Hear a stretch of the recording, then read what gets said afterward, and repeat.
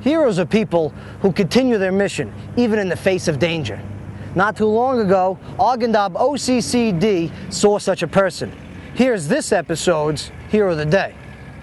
On a daily basis, I maintain communications throughout the brigade. I set up OE254 antennas to make sure that vehicles can talk, that the talk can talk with all the battalions out and the respected cops and FOBs.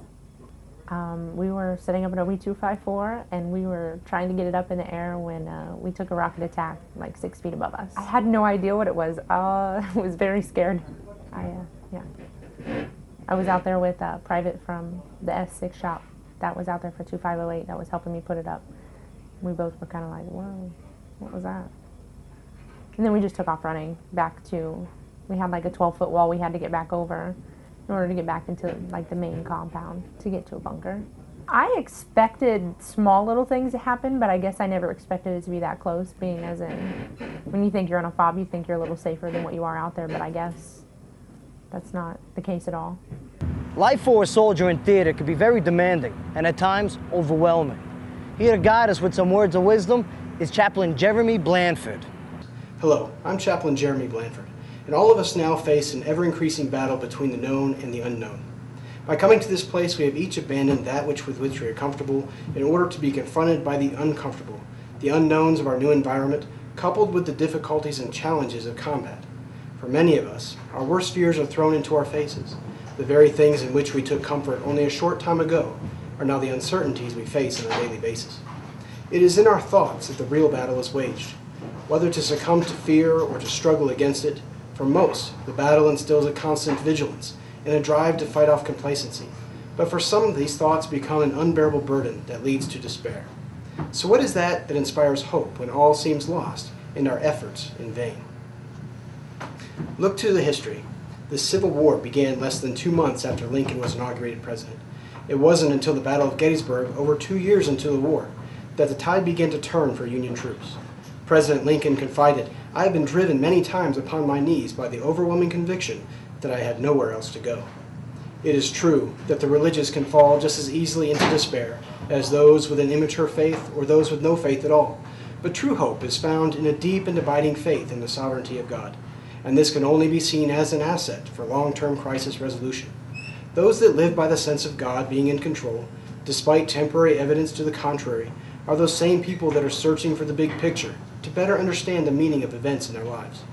Understanding your crisis means looking beyond the immediate disaster, not merely into the events and experiences that brought you to this point, but more importantly, what lessons can be learned for your future. I say again, it is not your present circumstances which defines you or your future potential, but rather what you do with those circumstances.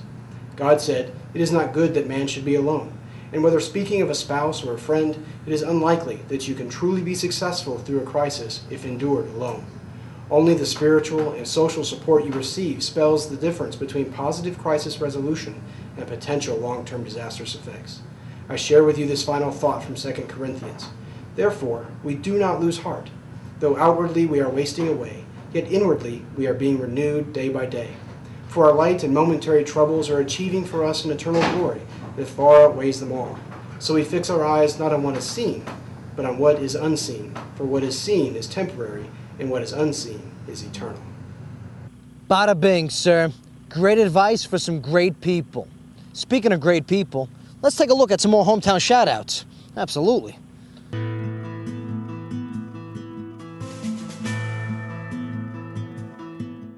As Staff Sergeant Whalen, Pittsburgh, Pennsylvania, say hi to all the Theobalds back home. Say hello to my beautiful wife Lauren and our epic son Maddox. You guys are doing everything great back there and keep my morale high.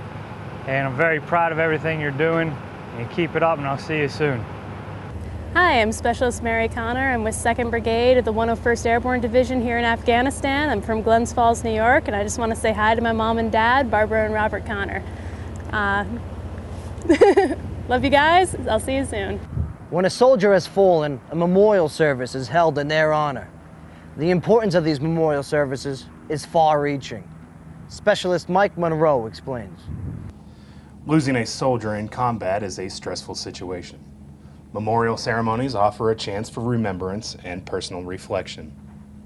Memorial services and ceremonies, whether they're personal, platoon, brigade level, give that sense of working towards accepting that in war people will die sometimes. With the operation tempo the Army is facing today, memorial ceremonies have become a common occurrence. Ceremonies like these can help soldiers cope with the loss of a comrade. So when we do lose someone, it cuts to the very core of who we are.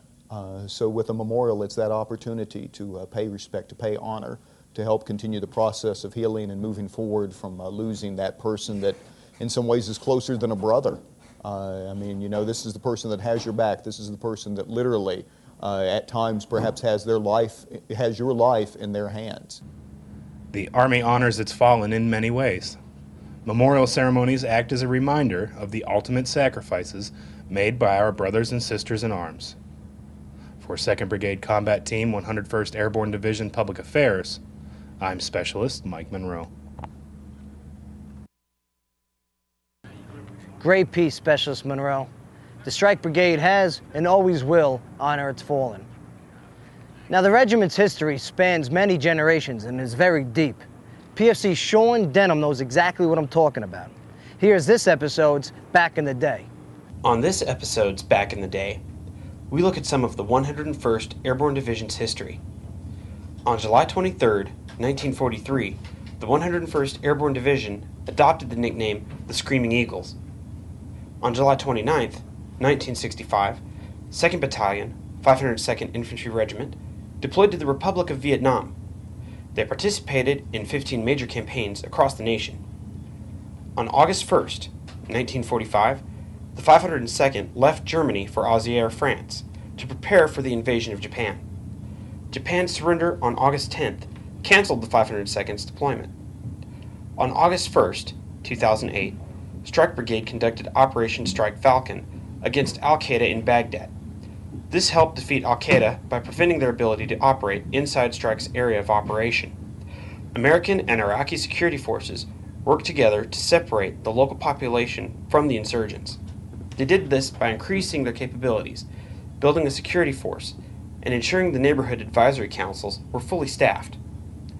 On August 2, 1990, 3502 was the ready force when the call came for the 101st to prepare for movement in support of Operation Desert Shield. On August 19, 2003, Kurdish representatives captured Taha al-Jazrawi and turned him over to American forces in Iraq. Al-Jazrawi was number 20 on the most wanted list from the fallen regime. On August 27, 1943, the 502nd Parachute Infantry Regiment boarded trains near Fort Bragg, North Carolina. They headed to ports around New York to deploy to England and ultimately Germany. These are just a few of the historical markers that are a part of Strike Brigade's legacy. New history is being written every day by the men and women who proudly serve their country. Good call, Denham. The 2nd Brigade Combat Team is proud of its heritage and plans to continue its great lineage right here in Afghanistan. Well, as you can plainly see, the Strike Brigade is doing its part in Operation Enduring Freedom and will continue to do so throughout its deployment. Much respect to the men and women of the Strike Brigade for letting us tell their story. And hey, thanks for checking us out. And thanks for all that you do. And remember, we are Strike Soldiers. I'm Specialist Joe Padula with the 2nd Brigade Public Affairs Office, and I'll talk to you later. Absolutely.